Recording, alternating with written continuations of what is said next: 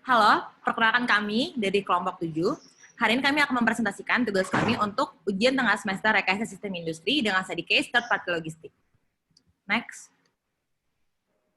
Yang pertama kita akan bahas tentang new product development process. Next. Apa itu new product development atau proses pengembangan produk baru? Adalah prosedur dan metode yang digunakan perusahaan untuk merancang produk baru dan membawa produk tersebut ke pasar. Next. Berikut adalah 7 step dalam penggunaan proses NPD, yaitu idea generation, idea screening, concept development and testing, market strategy atau business analysis, product development, market testing, dan market entry atau commercialization. Sedangkan secara singkat ada pula istilah 5 phases of NPD, di mana market strategy atau business analysis dan market testing tidak termasuk di dalamnya. Pada pembahasan kali ini, saya akan menggunakan 5 phases of NPD. Next. Saya menggunakan study case dengan judul An IoT-enabled real-time logistic system for a third-party company, a case study, yang merupakan penelitian milik Wei Wu, Chun Fai Cheng, Sinulo, Rayezong, George Q. Huang, dan dari Department of Industrial and Manufacturing System Engineering, University of Hong Kong, dan Department of Electrical and Electronic Engineering, University of Hong Kong, yang dipublish pada Oktober 2019.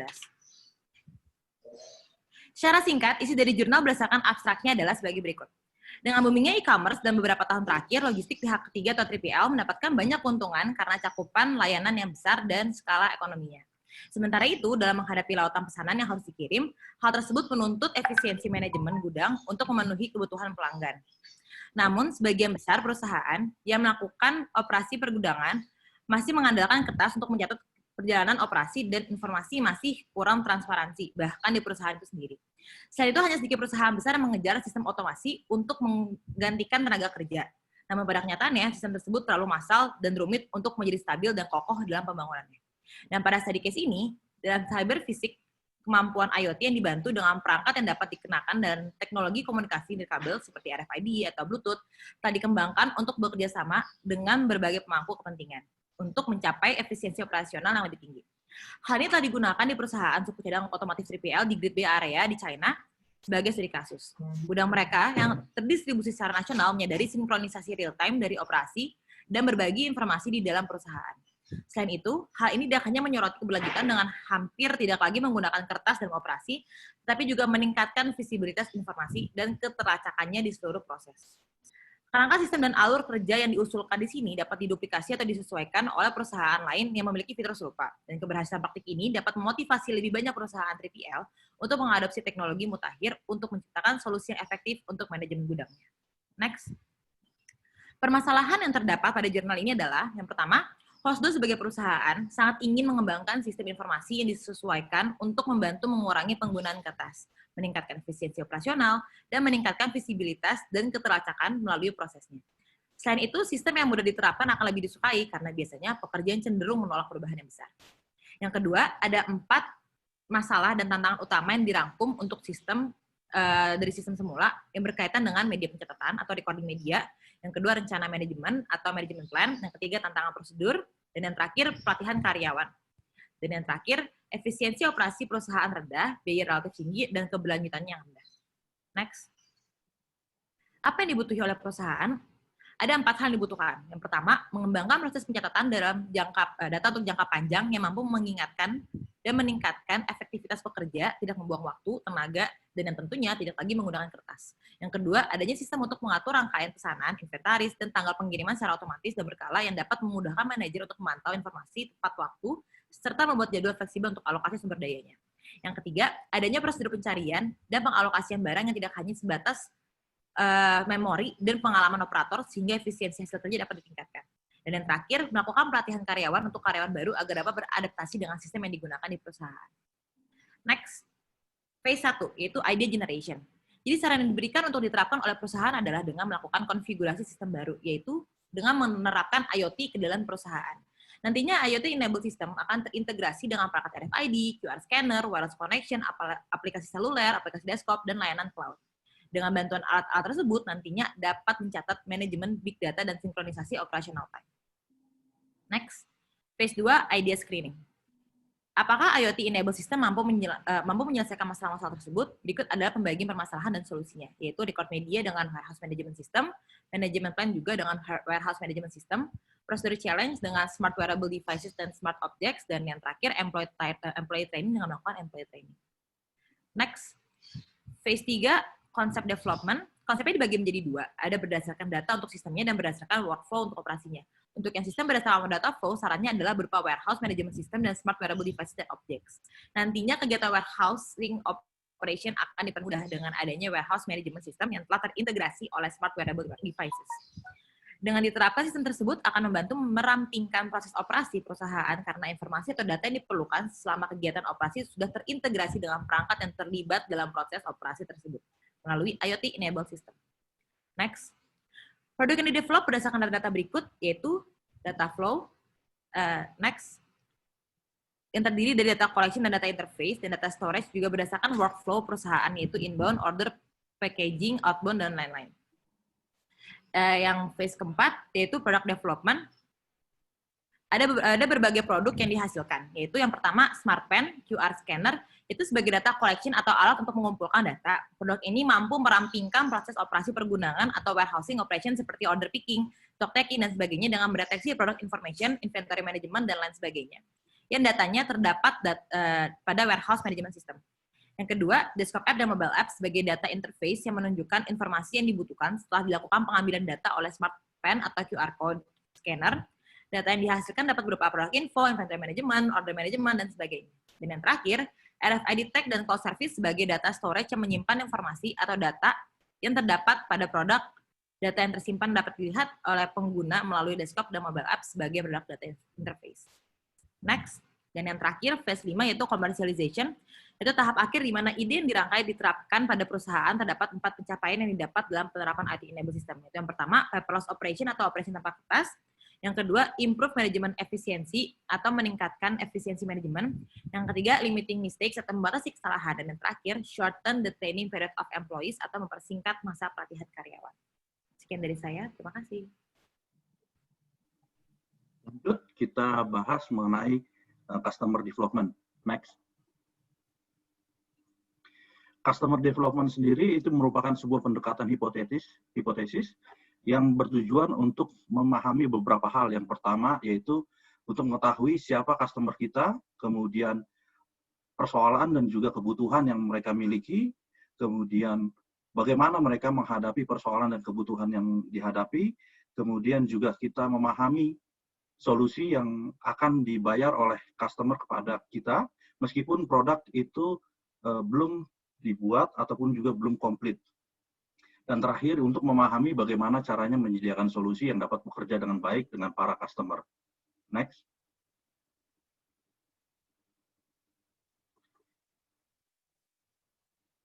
Ya, untuk customer development sendiri, itu terdiri dari 5 step. Yang pertama itu membuat hipotesis, yang kedua mencari potensial customer yang bisa diajak diskusi, kemudian dilanjut dengan menanyakan beberapa pertanyaan yang tepat, keempat, membuat jawaban yang didapat itu secara logis.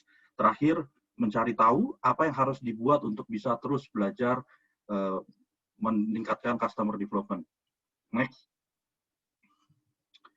Ya, hipotesis dilakukan pengujian yang berarti untuk mendapatkan pemahaman apakah kita benar-benar mengetahui kebutuhan dan juga persoalan yang dihadapi oleh customer. Kemudian apakah ada cukup orang yang perhatian terhadap permasalahan dan kebutuhan tersebut sehingga dapat memberikan impact terhadap bisnis yang besar. Kemudian juga apakah mereka perhatian untuk memberitahukan kepada teman atau juga kolega mereka dan juga mau untuk tumbuh bersama membuat bisnis ini tumbuh secara cepat. Next. Ada beberapa pengertian yang tidak termasuk terhadap customer development. Yang pertama itu, customer development bukan hanya untuk startup. Jadi, customer development ini bisa juga untuk perusahaan-perusahaan yang sudah berkembang. Justru untuk startup itu sendiri, itu masih mencari atau juga memiliki level yang lebih tinggi dari sisi uncertainty dibanding dengan perusahaan-perusahaan yang sudah berkembang. Mereka masih saja mencari bisnis model, strategi distribusi, dan juga customer base.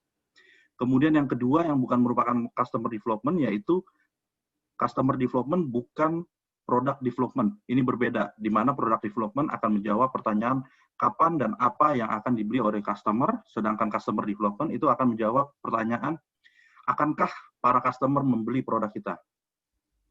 Kemudian yang ketiga yaitu customer development tidak menggantikan product management, melainkan dia akan menambahkan dua komponen secara sederhana, yaitu sebuah komitmen untuk menyatakan dan juga men-challenge hipotesis kita, dan juga sebuah komitmen untuk belajar lebih dalam lagi mengenai kebutuhan dan juga persoalan dari customer. Terakhir, customer development bukan user research. Jadi di sini bukanlah sesuatu yang kita lakukan untuk membuat customer happy, melainkan ini merupakan sesuatu yang harus kita lakukan agar bisnis bisa berkelanjutan, di mana orang akan membuka dompet mereka dan juga membayar untuk jasa dan servis kita. Lanjut.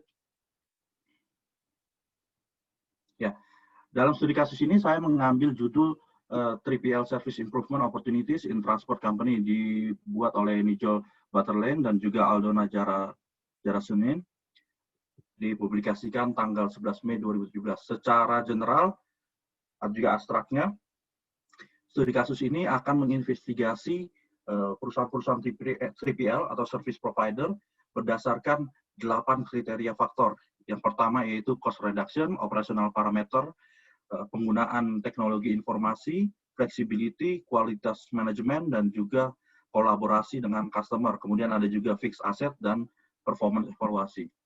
Next. Ya, berbicara customer development tentu saja kita harus berbicara tentang benefit yang akan didapatkan, yaitu kita bisa lihat di tabel 2 ada rangkuman terhadap benefit-benefit yang diperoleh oleh global company yang menggunakan service dari 3PL. Ini dilakukan tahun 2012, diantaranya yaitu mengurangi total cost of logistik, di mana ini menjadi benefit yang paling didapat sekitar 15%, dan terakhir yang didapat yaitu order fulfillment, yaitu bisa meningkatkan order fulfillment dari 67% hingga 72%. Next. Ya, dari 5 step yang tadi kita bahas di awal, ya di studi kasus ini kita akan bahas satu persatu untuk step-stepnya, di mana di sini kita akan membahas untuk step 1 dan 2. Ya, di sini kita melakukan evaluasi dan juga membuat hipotesis ya terhadap service improvement kriteria dan juga priority arrangement-nya, di mana ada total sekitar 36 kriteria yang terbagi dalam 8 sub kriteria. Kriteria-kriteria tersebut kita berikan rating mulai dari 1 sampai 5, di mana untuk 1 berarti tidak penting untuk pengembangan dari 3PL sendiri, sedangkan 5 itu sangat penting untuk pengembangan 3PL. Selain itu, kita juga memberikan bobot terhadap masing-masing kriteria, di mana angka 1 itu mencerminkan faktor yang menentukan untuk improvement 3PL, sedangkan 0,3 sampai 0,1 itu menyatakan bahwa faktor tersebut sangat tidak relevan terhadap improvement 3PL. Next. Kemudian langkah selanjutnya yaitu kita melakukan question dan juga menanyakan beberapa pertanyaan dan juga membuat jawaban yang secara logis, di mana hasil dari studi kasus ini, dari uji hipotesa sebelumnya, didapatkanlah ada 3 kategori. Ya, kategori yang pertama yaitu signifikan skornya itu mulai dari 3 sampai 5, di mana hasil dari kategorinya tersebut didapatkanlah kategori 1 ini terdiri dari 62,61% kriteria. Kemudian dari kategori kedua yaitu dengan signifikan skor 2 sampai 3 itu berkisar 29 sampai 29,79%. Sedangkan kategori yang ketiga yang terakhir itu dengan signifikan skor 0 sampai 2 itu ada 7,6%. Dari kategori 1 ada 3 kriteria utama yang menjadi pertimbangan utama, yaitu yang pertama cost reduction, yang kedua service timeline, dan yang terakhir adalah quality of service, di mana ketiga kriteria ini menjadi prioritas faktor. Next. Ya, langkah selanjutnya masih, jadi di samping kita membuat kriteria tersebut, kita juga membuat penelitian tersebut juga memberikan kuesioner terhadap perusahaan-perusahaan yang menggunakan jasa 3PL. Jadi untuk menentukan service-service apa saja yang paling banyak digunakan oleh para perusahaan tersebut. Hasilnya kita bisa lihat di tabel 4, di mana international shipment itu menjadi bobot atau juga service yang paling banyak digunakan oleh para perusahaan 3PL, yaitu sebanyak 10,53%, sedangkan service yang paling sedikit digunakan yaitu vehicle fleet management, itu berkisar 5,26% saja. Next. Okay. Kemudian kita juga melakukan making sense of the answer. Ya. Di sini kita bisa lihat di tabel bahwa faktor yang paling penting atau kriteria yang paling penting dalam improvement 3PL itu sendiri yaitu service execution time, di mana ini sangat penting untuk memastikan pengiriman produk itu sampai dengan ke konsumen itu dalam waktu yang sesingkat mungkin. Kemudian juga secara tambahan ada beberapa kriteria yang penting yang kita perlu perhatikan. Yang pertama yaitu penggunaan teknologi informasi sistem, di mana ini menjadi kebutuhan untuk pertukaran informasi dalam IT tools-nya secara real time. Kemudian yang kedua juga kita perlu memperhatikan kriteria terhadap cost reduction. Next. Ya, terakhir langkah kelima untuk custom development yaitu mencari tahu apa yang harus kita buat untuk kita bisa terus belajar melakukan customer development. Ya, secara garis besar dalam studi kasus ini itu ada summary untuk kita bisa mengetahui service-service atau juga faktor-faktor yang sangat berpengaruh penting dalam melakukan improvement di 3PL. Baik itu dari sudut pandang service provider maupun service customer ataupun dari peneliti yang menulis studi kasus ini. Dari service provider, kriteria yang paling penting itu dimulai dari urutan yang pertama yaitu quality of service, kemudian cost reduction, dan terakhir adalah service timelines. Kemudian dari sudut pandang service customer, yang paling dibutuhkan atau paling penting yaitu service timeline, diikuti oleh quality of service, dan terakhir adalah cost reduction. Terakhir, menurut peneliti ini, service yang paling menentukan atau kriteria yang paling penting yaitu cost reduction, service timeline, dan juga quality of service. Demikianlah untuk customer development. Bisa dilanjutkan untuk bahan berikutnya.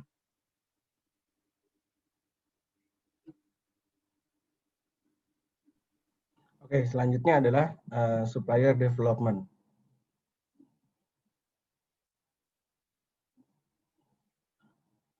Sebelumnya, apa yang disebut dengan supplier development? Definisi pertama adalah merupakan long-term cooperative effort antara pembeli dan suppliernya. Jadi bisa kita simpulkan bahwa supplier development adalah kerjasama jangka panjang yang diinisiasi oleh buying organization untuk membuat si supplier ini lebih efisien lagi ke depannya. Dan ada beberapa problem yang dihadapi oleh buyer dari suppliernya, antara lain supplier tidak memprovide produk yang ada yang diminta oleh buyer. Kemudian supplier tidak perform dengan baik, kualitas yang diberikan supplier juga tidak baik, dan pembeli ini menghadapi masalah karena ketidakadanya supplier yang berkualitas yang ada di pasar. Nah, untuk problem-problem tersebut ada 3 solusi yang bisa diikuti, yaitu satu, supplier switching atau mengganti supplier. Yang kedua itu vertical integration, hal-hal yang ditaruh di supplier kita bikin di in-house.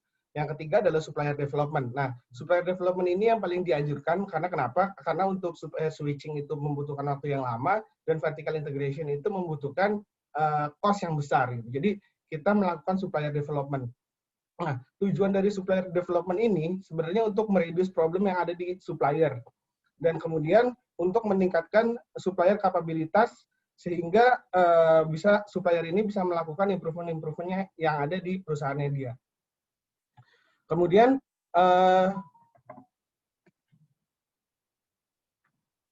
next adalah contoh supplier yang ada 3PL industri.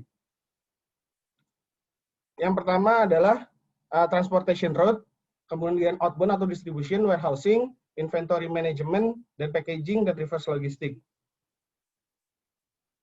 Nah, sebelum kita melakukan supplier development, kita harus melakukan selection untuk supplier. Jadi untuk 3PL ini, salah satunya ada 4 family, yaitu building, logistik, handling, dan custom. Nah, yang harus kita perhatikan untuk memilih supplier adalah antara lain cost, relationship, service, quality, information, flexibility, dan delivery. Kemudian studi case-nya saya mengambil judul Supplier Development Success Factor in Indian Manufacturing Practice. Memang di 3PL merupakan supplier biasanya. Jadi saya mengambil contoh yang general di industri manufaktur. Abstraknya adalah paper ini bertujuan untuk mendalami tentang supplier development di organisasi yang berbeda. Nah, paper ini berfokus pada supplier development activity, supplier development program, critical element, dan beneficial move by buyer. Kemudian, salah satu supplier development activity dibagi menjadi 3 basis, yaitu basic supplier, moderate, dan advance. Basic ini biasanya berputar di evaluasi, di standarisasi, dan kualifikasi. Sedangkan di moderate itu mulai visiting supplier, kemudian memberikan award dan rewarding, dan kolaborasi, dan sertifikasi. Sedangkan di advance itu kita mulai melakukan training, kemudian involvement supplier pada new product development, dan lain-lain. Nah, kemudian setelah itu kita melakukan identifikasi faktor dalam melakukan supplier development. Yang pertama adalah supplier evaluation. Faktor yang pertama adalah supplier evaluation. Ini membantu untuk mengetahui problem-problem apa yang ada di supplier dan supplier mana yang bisa perform dengan baik. Basic parameter dari evaluasi ini adalah quality, price, delivery, service, dan support.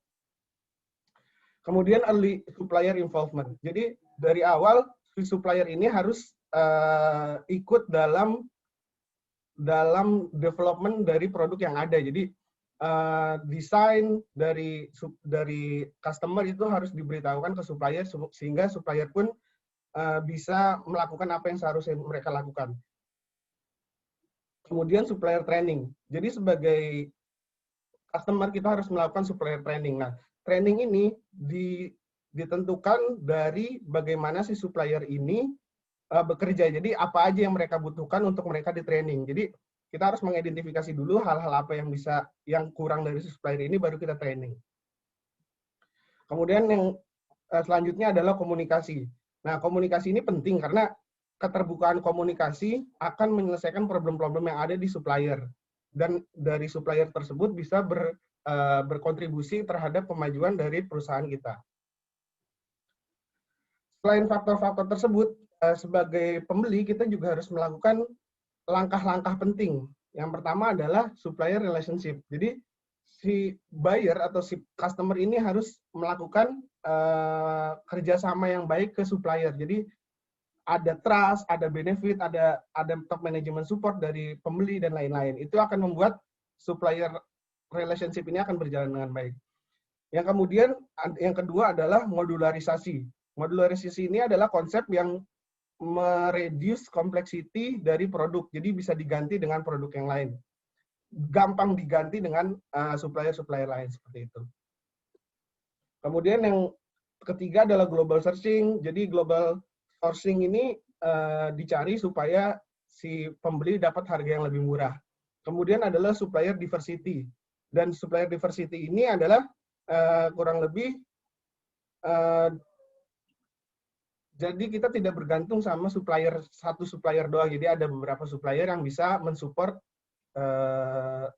operasi kita. Dan yang terakhir adalah supplier leans. Jadi si supplier ini pun karena kita dituntut oleh customer, karena 3PL adalah supplier dari customer yang harus lean, jadi supplier 3PL juga harus lean. Intinya seperti itu. Nah, konklusinya adalah selain faktor-faktor identifikasi, sekarang ada beneficial move yang harus dilakukan oleh pembelinya itu sendiri untuk meningkatkan supplier development sehingga supplier bisa lebih efisien dan efektif lagi ke depannya. Tapi di sini masih ada gap, beberapa gap yang dijelaskan pada paper ini. Mungkin itu, sekian, terima kasih.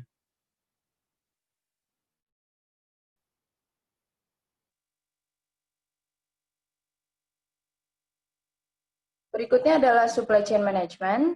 Supply chain merupakan proses pengelolaan aliran barang atau material juga informasi mulai dari tahap raw material, proses produksi hingga tahap daur ulang. Supply chain management merupakan tool untuk mengoptimalkan supply chain dengan menggunakan sistem yang terintegrasi. Supply chain management mengelola raw material supply, manajemen produksi, transportasi yang digunakan dalam pengangkutan material atau produk, manajemen inventory, sistem informasi, mengelola order, material handling, dan customer management. Dengan kompleksitas supply chain management ini, diharapkan perusahaan dapat membuat sistem yang baik, yang dapat memenuhi supply dan di saat yang sama dapat menurunkan cost dalam prosesnya.